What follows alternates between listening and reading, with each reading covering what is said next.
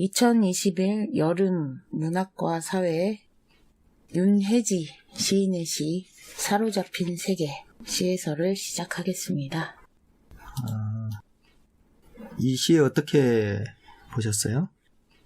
시인이 이제 시에 사로잡혀서 시를 쓰는 창작 과정에 대한 그 신경을 쓴 것 같아요. 네. 보통 시인들이 네. 자기가 시를 쓰는 그 언어의 세계를 네. 그 살랑살랑 흔드는 고양이나 개로 많이 표현을 하고 그러잖아요. 네. 예. 그래서 이런 시 쓰는 세계를 많이 쓰는 이유가 새로 표현하기도 하죠. 예. 새로도 표현하고 거기에 많이 골몰을 하기 때문에 네. 그런 시가 저절로 나오는 것 같아요. 그래서 이런 창작 과정으로서는 시가 그 무의미시라고 그러잖아요. 네. 보통.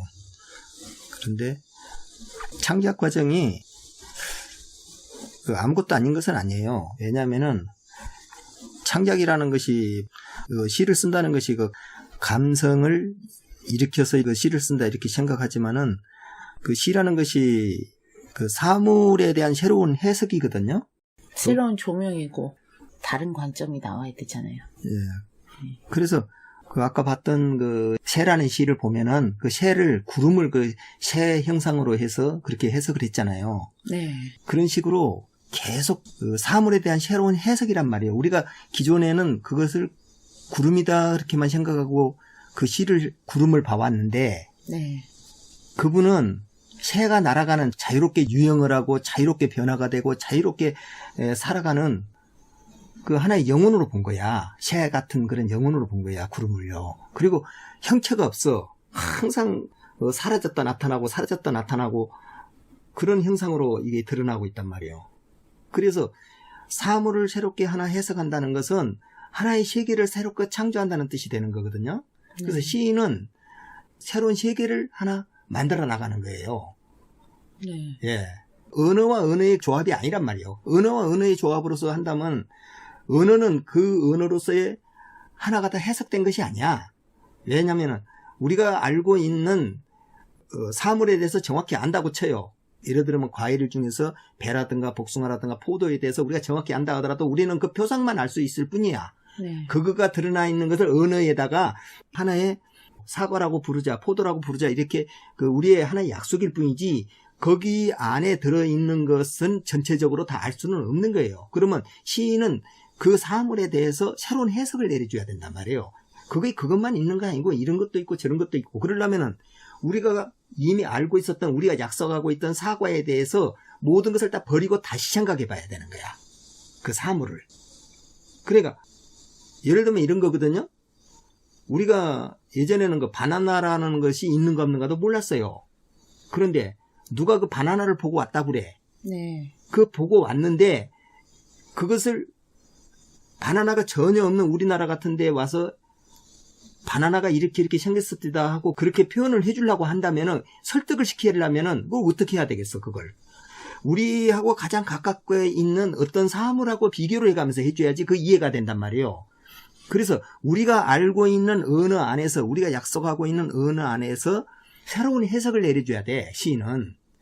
그래서 단어와 단어 사물과 사물의 결합을 시키는 것처럼 보이지만 사실은 그게 아니고 새로운 창작자인 거예요 시인은. 새로운 소리와 영상과 맛과 촉감 이런 거에 부여를 해줘야죠. 예. 네. 그래서 지금 윤혜지 시인이 쓴 그 사로잡힌 세계라는 것은 언어의 세계, 시의 세계에 새롭게 사로잡힌 세계에 나는 빠져들었다. 이런 걸 말하고 싶어서 이 시를 쓴 것 같아요. 그래서 그 윤혜지 시인의 그 이 사로잡힌 세계, 네. 이거 한번 들여다보면은 아무 때나 전화하고 싶어서 연인을 만들었어요. 그러잖아요. 굴착기를 좋아하는 사람. 언어를 캐갖고 오는 굴착기 기사 같은 거야, 시인은. 그래서 굴착기를 좋아하는 사람 이렇게 말을 한 거고 아무 때나 전화하고 싶어서 그 말은 자기가 어떤 그 시를 쓰기 위한 그 세계로 들어가는 전화를 하고 싶다는 거야. 네. 나의 친구라든가 가까이 있는 사람한테 전화한 게 아니야. 내 내면에다 전화를 걸고 있는 거예요. 자기 자신이. 그래서 거기다가 연인을 만들어 놔놓고 자기 언어 세계와 시 창작 세계를 만들어 놔놓고 거기에서 전화를 하고 언어를 굴착하고 그런다는 이야기예요. 이것이. 시의 감성이 이제 연인이 되겠죠. 예. 그래서 그런 생각이 들 때마다 이제 기계를 동원해가지고 언어를 부수고 조립하고 예. 허물고 철거도 하고 새로 만들기도 하고 그렇게 한다는 거겠죠. 그래서 병원 침대에 누워 좋은 말씀을 많이 들었어요. 자신이 무슨 어떤 마을에 대해 말해 주었습니다. 그러잖아요. 네. 병원 침대에 누웠다는 것은 그 언어를 두드려 부수니까 수술대 위에 이제 다 환자가 되는 거죠. 예, 환자가 돼서 거기에서 좋은 말씀들, 좋은 언어들을 많이 들었는데 네. 자신이 부수는 어떤 마을이란 것은 자신이 세계 안에서 그 사물을 부수고 내리고 사물을 개조시키는 거. 새롭게 탄생시켜야 되니까요. 예, 그래서 그 마을 자체를 다 부수고내야 된다면 그 언어의 그 우리 인간이 만들어 놓은 이 건설된 언어의 세계를 부수고 시인은 새로운 세계를 새로 건설해야 되잖아요. 그걸 암흑을 만들어서 저것이 사과나 바나나가 아니라고 보고 다시 한번 그걸 어떤 언어의 세계를 맞춰 나가야 된단 말이에요. 그럼 우리가 보지 않았던 새로운 세계가 거기서 열리는 거야. 우리가 사과는 맛있어, 사과는 새콤해, 사과는 빨개 뭐 이런 사고가 아닌 다른 걸로 본단 말이에요. 네. 예. 우리가 구름을 갖다가 새로 보듯이 그렇게 보는 거예요. 그래서 자신이 무슨 어떤 마을에 대해 말해 주었습니다. 그 시인은 자기가 굴착기를 갖고 가서 굴착기로 가지고 어떤 마을을 부수고 지금까지 있었던 우리가 구축해놓은 세계를 부수고 새로운 세계에 대해서 하기 위해서 자기가 내 두드러 부수었던 언어의 세계, 그 세계를 말해 주었습니다. 이런 말이 되는 것이겠죠. 그래서 상점들의 벽마다, 상점들의 벽이라는 것은 전부가 기존에 있었던 그 우리가 익히 알고 있는 그런 상점들인 거야. 진부한. 예. 예.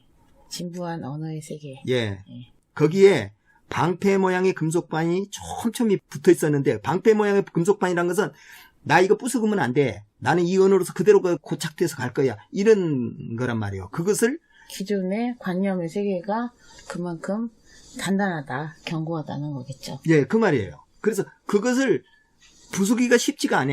네. 사람들이 받아들이지도 않고 네가 그렇게 말해봐야 그게 무슨 말이 되냐. 안 통해. 이런 식이란 말이에요. 전부 다. 그래서 촘촘히 붙어 있었는데 새와 새가 부딪히는 냄새가 온 동네에 진동하는 거야. 자기들끼리는 부딪히고 있어도 깨지지도 않아. 조금 기스 정도 가고 말고 끝까지 그걸 견고하게 지키고 있는 거야. 그 철옹성 같이. 그 언어의 세계가. 그것을 시인이 새롭게 하나로 다시 뒤집어서 보기는 쉬운 것이 아니란 말이에요. 그게. 그래서 계피와 빵과 비누 따위를 얻은 사람들은 아파트로 돌아가고 조금씩 뭔가 모르게 자기한테 필요한 것을 얻은 사람들은 이제 아파트로 들어가서 자기 세계를 구축하잖아요. 또. 네. 예. 또 무엇을 떼어낼까 골몰했습니다. 수도꼭지든 뭐든 다 팔아먹고 거리로 나온다네요. 거기에서 이제 언어의 세계와 그 세계에서 하나하나 고물같이 수줍을 하는 거야. 그래서 그걸 조합을 해서 시를 하나 새롭게 탄생을 시키는데 이제 빼먹을 것이 다 빼먹어갖고 남들도 자기가 가서 뭐 하나 캐갖고 오려고 해보니까 수도꼭지든 뭐든 이제 다 팔아먹어갖고 거기서 갖고 올 것이 없을 정도로 거기도 척박해져 버린 거야.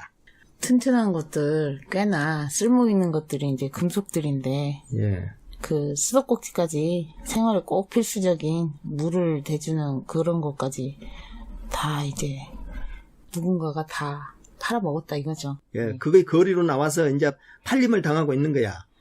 더 이상 뜯어서 팔 것도 없고 그 안에. 예.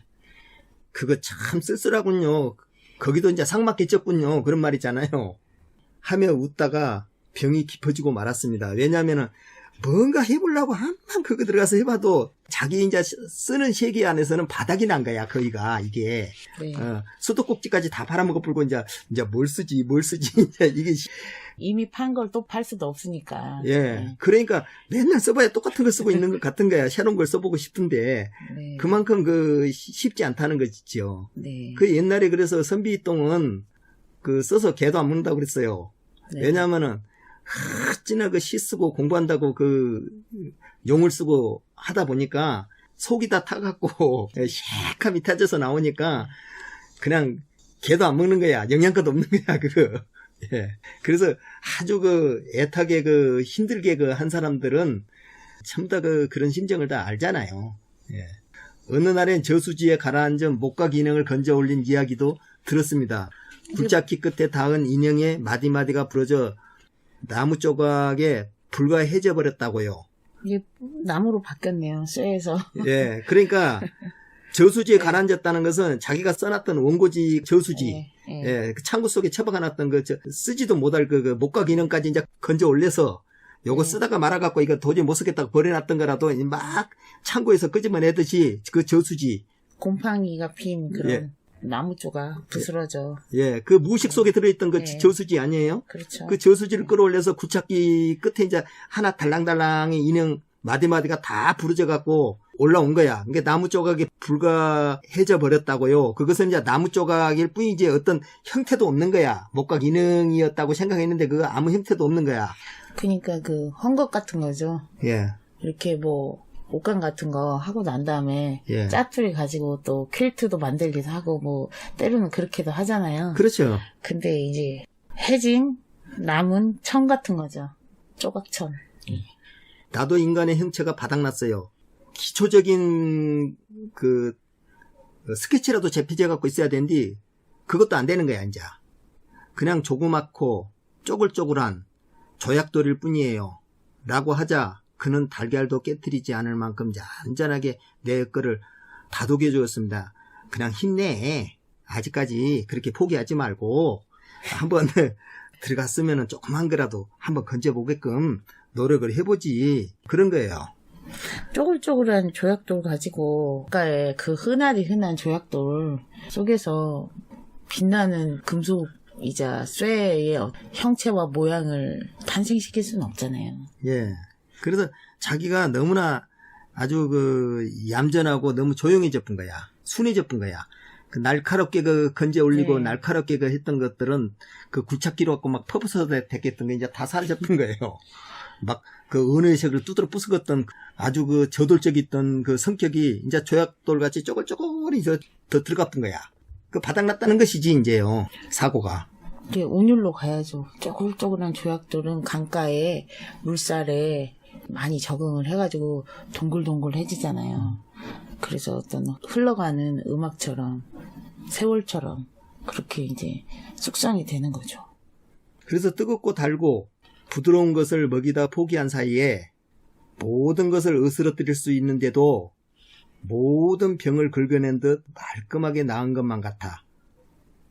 모든 것을 으스러뜨릴 수 있는데도 모든 병을 긁어낸 듯 말끔하게 나은 것 같아. 그가 좋아하는 것을 타고 함께 집으로 돌아왔습니다.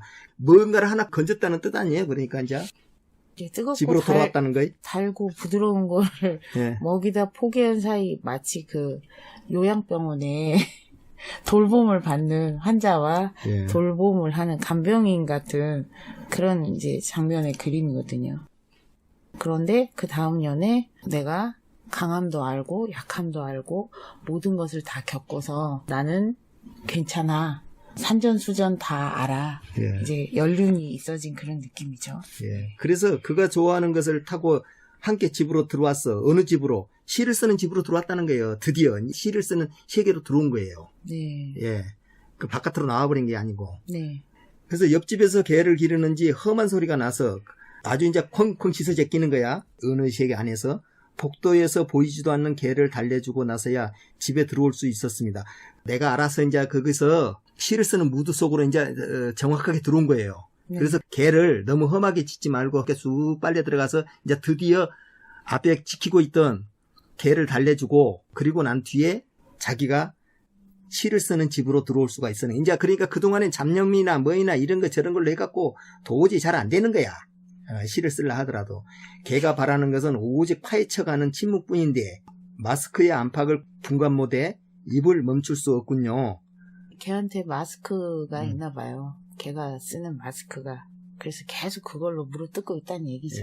걔한테 바라는 것은 그냥 좀 조용히 좀 있어줘. 그리고 내가 하고 있는 이것저것 잡념이 이렇게 들어오는 것을 다 차단시키고 내가 들어가는 거 그것만 원하는 거란 말이에요. 그래서 마스크 안팎을 분간 못해서 입을 멈출 수 없군요. 볕이 잘 드는 아파트 이제 더 이상 팔아먹을 것도 없다고 종일 기다렸던 걔가 말해주었습니다.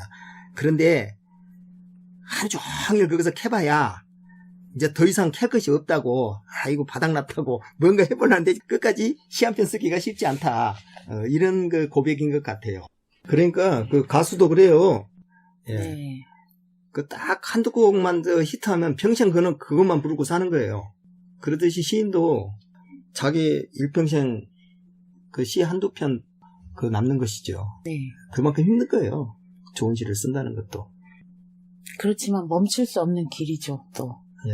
한 편 썼다고 그걸로 완성된 게 아니고 또 계속 그 길을 가야 되니까 쉽지 않습니다. 여기까지 할까요? 예.